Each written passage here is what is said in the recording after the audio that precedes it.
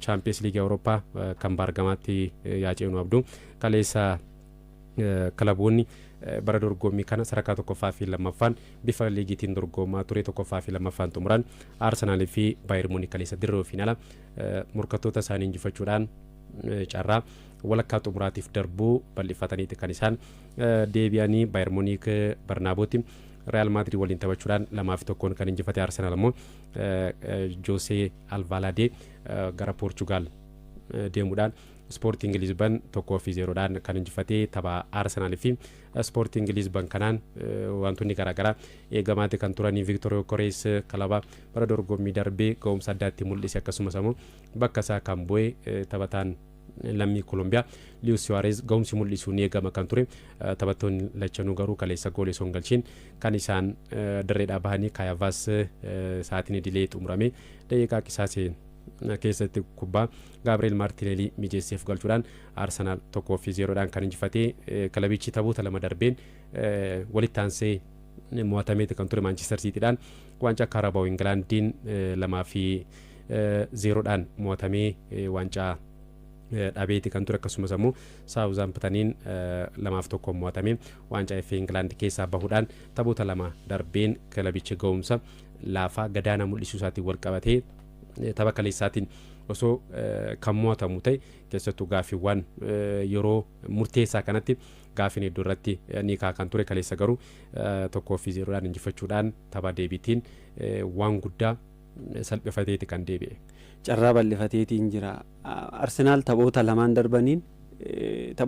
darbaniin duratti kan kaleessa osoo hin dabalatin dorgommii 4 fi waancaa 4 morkataatiin kan ture tapha lamaan waancaa lama akka dhabeetti kan ilaalamaatiin ture kaleessa garuu tapha kaleessaa saniin duratti Mikel Arteetaan shaakala addaa taphattoota isaanii hojjechiisan jedhamaatiin haasamaatiin kan ture shaakala addaa kana dura hin hojjechiisanii taphattoonni isaanii gareedhaan shaakalli kun immoo kan adda maaliif akkana gootan gaafa jedhaniitiin gaafataman iccitiin isaa kanuma keenyaadha numa qofatu beeka waan kana gooneef jechuudhaan taphattoota isaanii footoo isaan shaakala ittiin hojjetan gaafa ilaaltu qalama harka isaanii keessa naqanii kubbaa takkatti taphattoonni 4 yeroo ittiin wal dhiiban argita maaliif akka kana godhan hin beekamne iccitiin isaa numa qofa harka jira kana jechuun tapha tokko waa lama hojjechuu akka danda'a tokkummaa fi xiyyeeffannoo fakkaata garuu midaaleen akkas jedhanii tapha tokkoon waa lama hojjechuu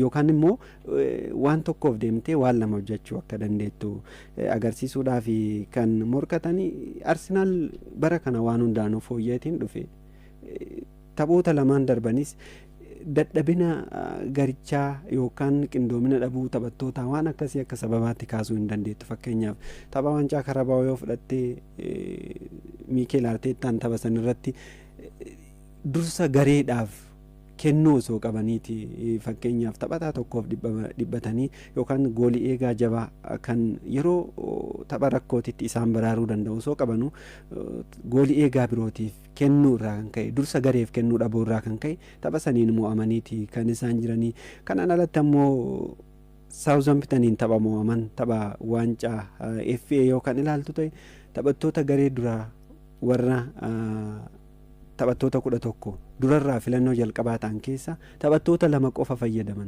Taphattoonni kunneen ga'umsa dhabanii yookiin akka dadhabina qaban jetteetiin isaan kaasuu hin dandeessu. Haa ta'u malee yeroo baay'ee teessoo jijjiirraa irra waan ta'aniif taphattoonni kunneen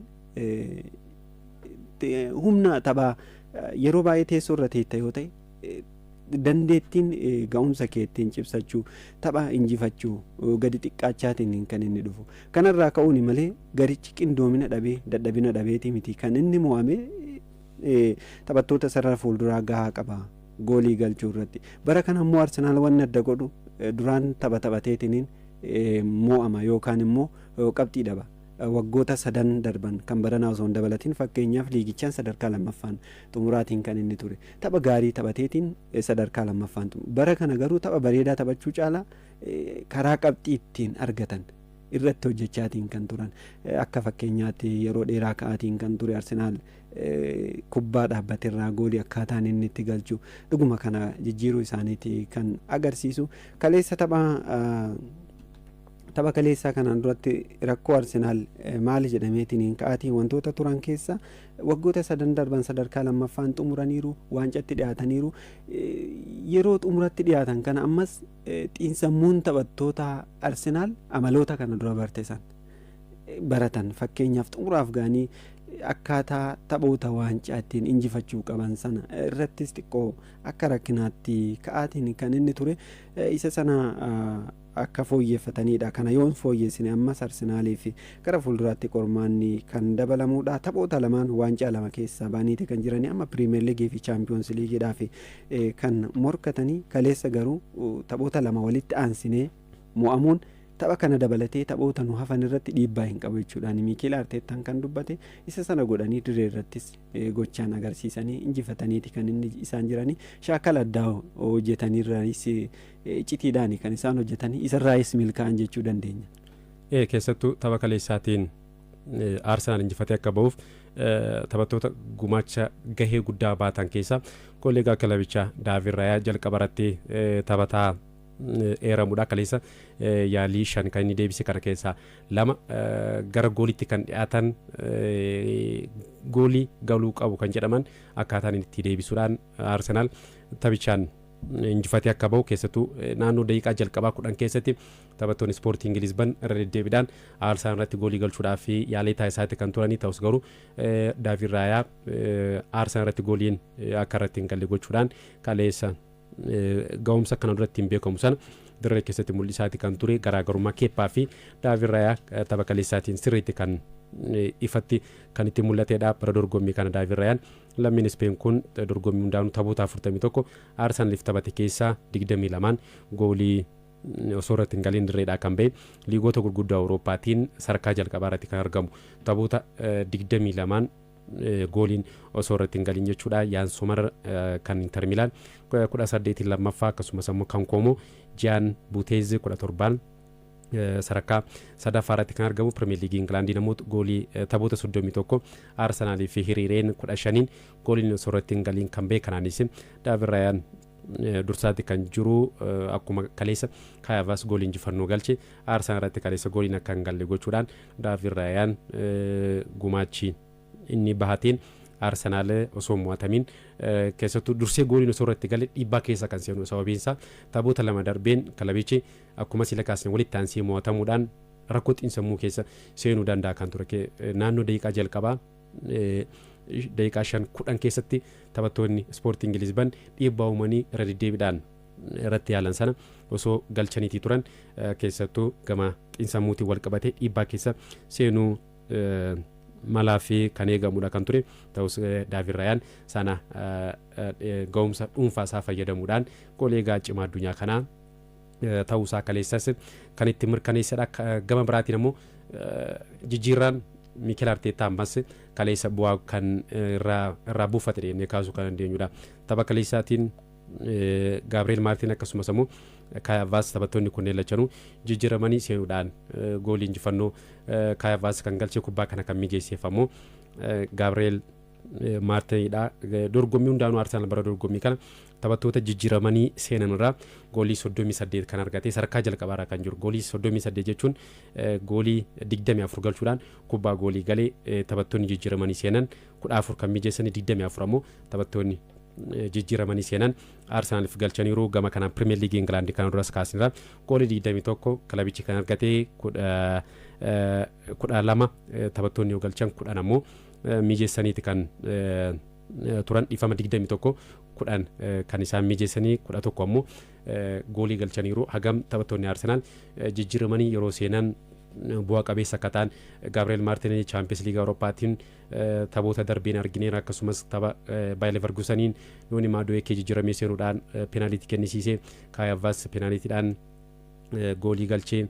Pirimeer Liigii Ingilaandiin Maaks Doomaan Everton irratti ni yaadanna. Manchester City waliin taphataniin Gabriel Martinelli daqiiqaa xumuraatti sa'aatiin idilee xumurame goolii galchuun isaanii beekama. Kanaaf Arsenaal taphattoota jijjiiramanii seenirraa bu'aa qabeessa akka ta'e, taphattoonni ciccimoo teessoo jijjiiraa jiran sun kilabicha sirriitti fayyadaati kan isaan jiranu. Champions League Awurooppaatiin gooliin kaleessa Kaayaavaas galche taphattoota jijjiiramanii seenaniin goolii 4 akkasumas 4 mijeessuudhaan kan galchan taphattoonni jijjiiramanii seenan goolii galchuudhaan kilabichi Champions League Awurooppaa dorgommii hundaanuu hanga FA akkasumas immoo Kaaraabaa dorgommii keessaa baanutti gama kanaan kilabichi bu'a qabeessa kan ture amma tapha kaleessaatiin injifatee deebi'uunsaa Premier League Englandiin amma Bournemouth waliin kan qabu tarii dhiibbaa keessa kan seenne tapha Bournemouth waliin qabuunis injifannoodhaan akka itti fufuufi kan gargaarudha. Tapha deebitiin reefi deeggarsaa fuulduratti kan taphatu qixa yoo bahe marsaa taanuuf darbuusaa kan mirkaneeffatu ni ta'a. Sa'aatii keenya waliin imaluudhaaf tapha kanaan waan dabaluu jiraate tapha cimaa kaleessaatti haa darbinu. Kaleessa tapha xiyyeeffannoo guddaatiin eegamaatii tureen kilaboota shaampiyoonii yeroo 21 walitti fideen Bayern Munich goolii 2-1 Real Madrid Santiago Bernabeutiin injifachuudhaan kan inni deebi'ee tapha kaleessaatiin kilaboonni kunneen sochiin kaleessa isaan kilaboonni kunneen lamaan taasisaatii turan tapha hawwataa murkii olaanaa yaalii goolii hedduun kan dabalamedha kan ture walii galaan yaalii goolii 40 kilaboonni kunneen lachanuu kan isaan taasisanii Real Madrid 20 Bayern Munich ammoo 20 kan inni yaale sararri fuulduraa Real Madrid goolii sarri fuulduraa kan Bayern Munich goolii hedduu galchaati kan jiru akkamitti sarariitti isaa kan Real Madrid taphattoota kanneen dhaabaa kan jedhu sun gaafidha kan ture kaleessas garuu dhaabuu hin dandeenye. Yaalii baay'eedha kan irratti taasisaatiin turanii akka carraa ta'e goolii egaa Real Madridis qoramaatiin kan inni ture.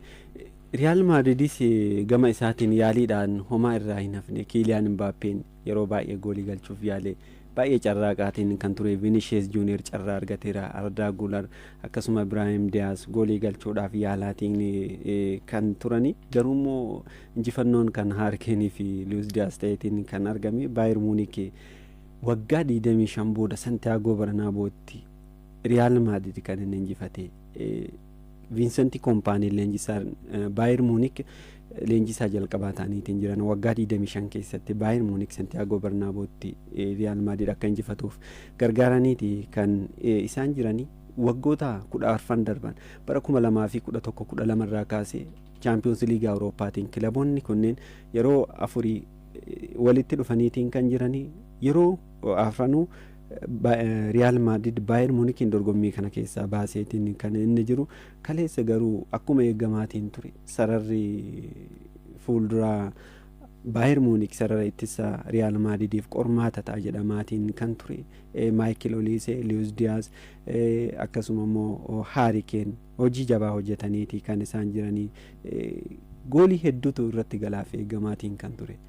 Ta'us taphattoonni sarara ittisa Real Madrid boqonnaa deebii hanqina boqonnaa duraa san furataniitiin gooliin osoo irratti hin galin kan dirree dhaabanii taphataan sarara ittisa Real Madrid Anthony Rudiger tapha boqonnaa dura taphanneen silaa carraa injifachuu qabna ture. Garuu immoo 2-1 mo'amne irraa kan inni jedhe.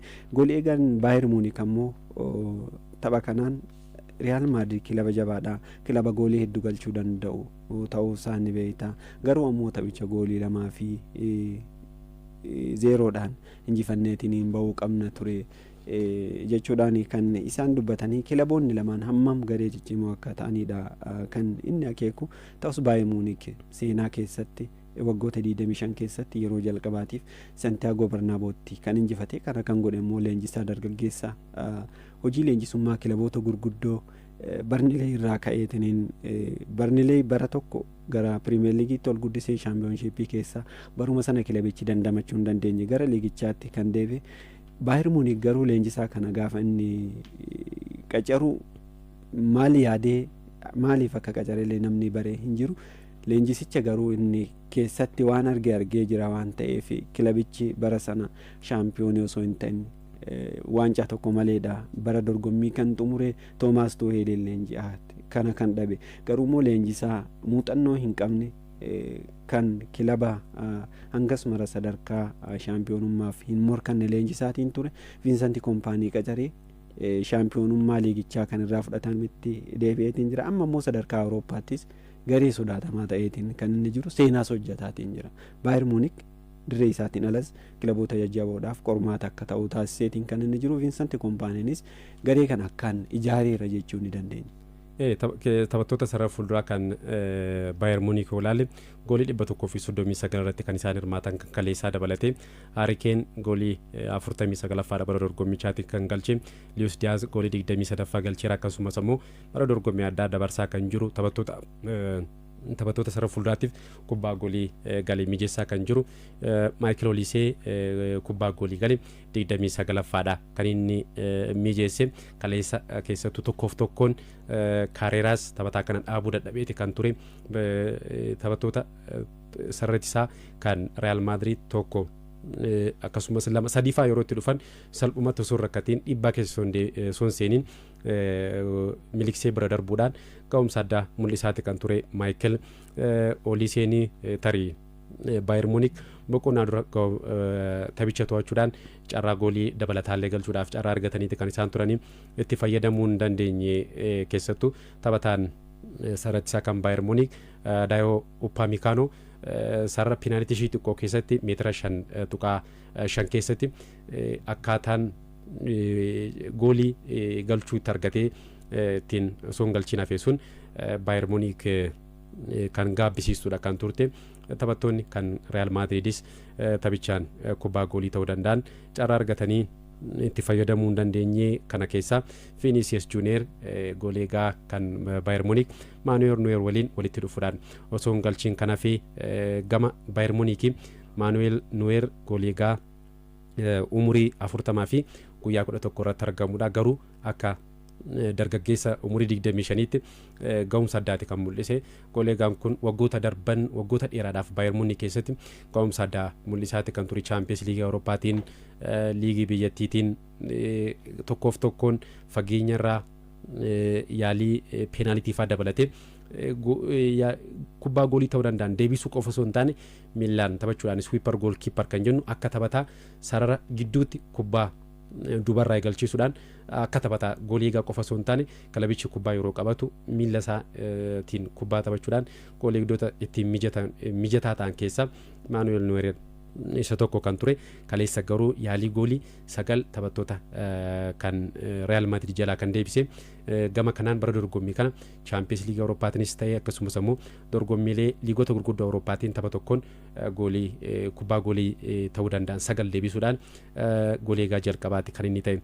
Manuel Neuer kaleessa Kylian Mbappé sarara pinaalitii keessatti fageenyarraa Vinicius Junior tokkoof tokkoon innis fageenyarraa yaalii irratti taasisaa turan deebisuudhaan Bayern Munich tapha kaleessaatiin goolii dabalataa akka irratti hin gallee kan inni gargaare. Tapha kaleessaatiin boqonnaa duraa fi boqonnaa dura taphichi bifa lama kan qabu kan ture. Boqonnaa dura Bayern Munich taphicha to'achuudhaan yaalii gochuudhaan Real Madrid akka rakkatu gochaati kan isaan turan. Boqonnaa deebii garuu taphichi eegalee sekoondii 22 keessatti Harry Kane kan inni galchee. Taphataan kun seenaa kubbaa miilaa isaatiin Champions League Awurooppaatiin sarara peenaalitiin alatti yeroo jalqabaatiif kaleessa Harry Kane kan inni galchee. Goolii kana booda garuu jijjiirraan leenjisaan kan Real Madrid arbeeluu taasisee milkaa'aadha kan ture. Bellingham akkasumas Brahim Diaz galchuudhaan taphattoota sarara gidduu Arda Gularii fi Thiago Petrach baasuudhaan taphattoonni kunneen erga galanii keessattuu Jude Bellingham erga inni gara dirree seenee booda kaka'umsa garicha irratti uumuudhaan goolii irratti galteerras hirmaachuudhaan ga'umsi inni mul'ise. Akkaataan inni Trent Alexander-Arnoldif kubbaa kana mijeessuudhaan Arnoldis Liverpool keessatti akkaataa ittiin beekamuun kubbaa kana Kylian Mbappeedhaaf kan mijeesse. Kylian Mbappeenis akkaataa bifa bayeessaan kubbaa carraa argate sana gara gooliitti jijjiiruudhaan taphicha kan xumuramne sila lama soo ta'e ulfaataadha kan ture. Garuu 2-1 jechuun Real Madrid taphataanuun ulfaataadha. Bayern Munich dirree fideeggosaa fuulduratti injifatee darbaa jechuun ulfaataadha. Keessattuu Real Madrid dirree fideeggosaa fuulduratti Champions League Awurooppaatiin marsaa jalqabaatiin taphoota 7 dirree fideeggosaa fuulduratti mo'atamee qabxii sana jijjiiree kan darbe yeroo tokko qofa innis bara 1971 waggoota dheeraadhaaf. Kanaaf Bayern Munich isa garee sodaachisaa ta'e taphataan sarara gidduu kilabichaa murteessaa ta'e immoo Shwaaminiin sababa adabbiitiin jiraachuu dhabuun ammoo inumaayyuu Baayern Munich taphicha injifatee amma kilaboota fakkeenyaaf jira miti sadarkaan isaanii akkanumatti fakkeenyaaf sadarkaa giddu galeessaa irra jiran kilaboota akka Sporting Lisbon tarii amma kilaboota akka Liverpool faa warra ga'umsa gadi aanaa irra jiran kanneen osoo ta'e kanallee gochuu danda'a jetteetiin yaadda. Garuu immoo kan amma Real Madrid deebi'eetiin waliin taphatu kilaba sadarkaa olaanaarra jiru, sadarkaa olaanaan morkataatiin jiru. Dorgommicha jalqabaayyuu tapha ramaddii yoo xumuran sadarkaa lammaffaan xumure amma ga'umsi inni irratti argamu olaanaadha. Sanummoo kan taphatu dirree isaa irratti Baayern Munich deeggartoota isaa duratti deeggartoota jechuun akka taphataa 12ffaatti kan ilaalamu. Real Madrid amma carraan inni kana bira darbuudha akka gaara dhiibuutti itti ulfaatetteetiin kaasuu dandeetta. Sababni isaa bara kana qindoominaan qabu taphattoonni sarara fuulduraa garichaa ni jiru. Fuuldura irratti amma ta'e kaleessas argineetiin jirra. Kubbaa yeroo 9 gara gooliitti yaalanii isa keessaa takka galchaniiru. 8 immoo cimina goolee eegaatiin jalaa deebiteerti. Hamma tokko fooyyeedha kan isaan qabanii.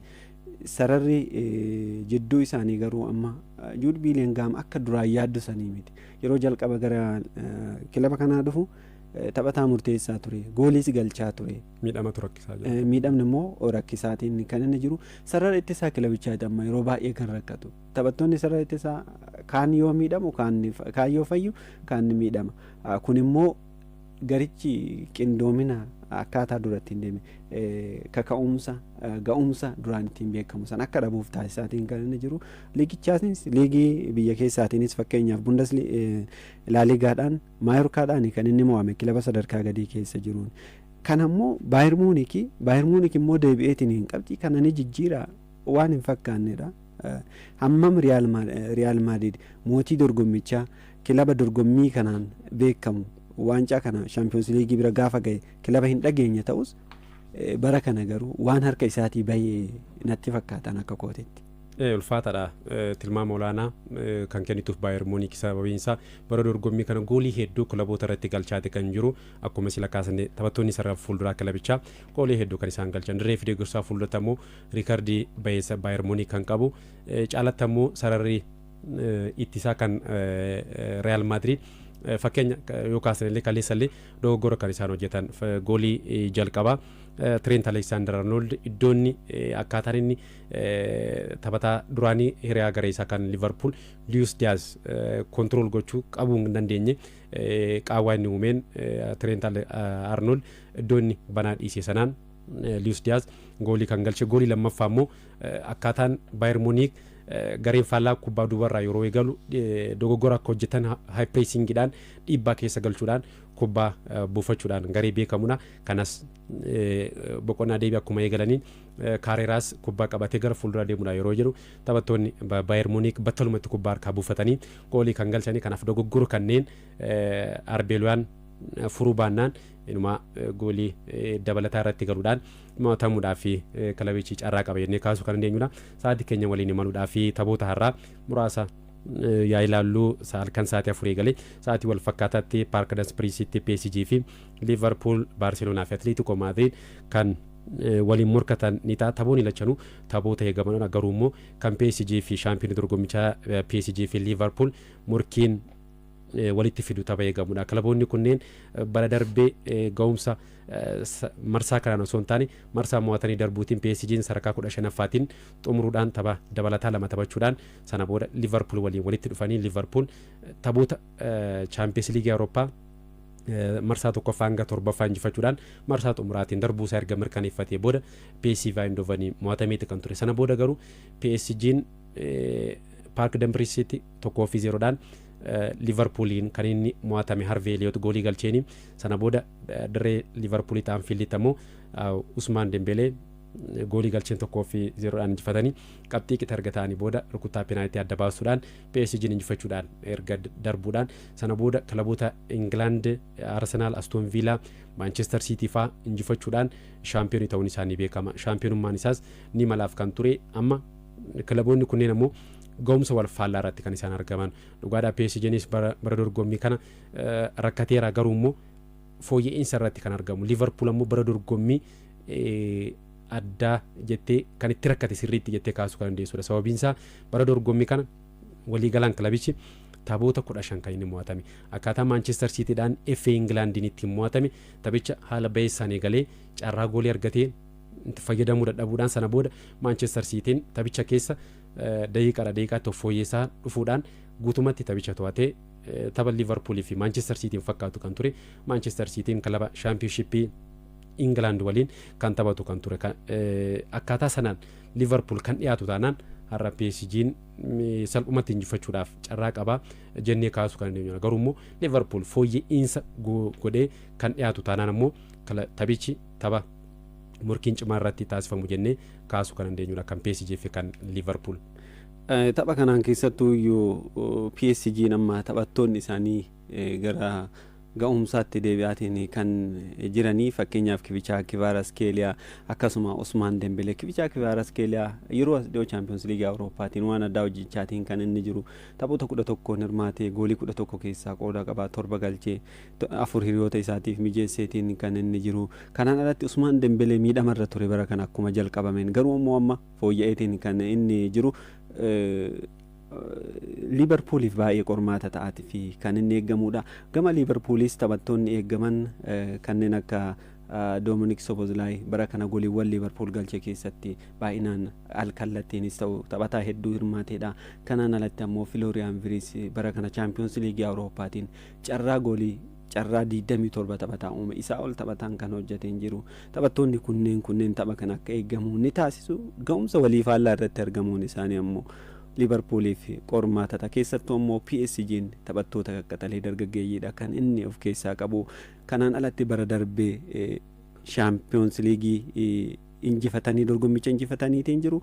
Har'a Liverpool hedduu qoramaa fi kan inni eeggamu maaltu ta'a? Arne Slot immoo kana miira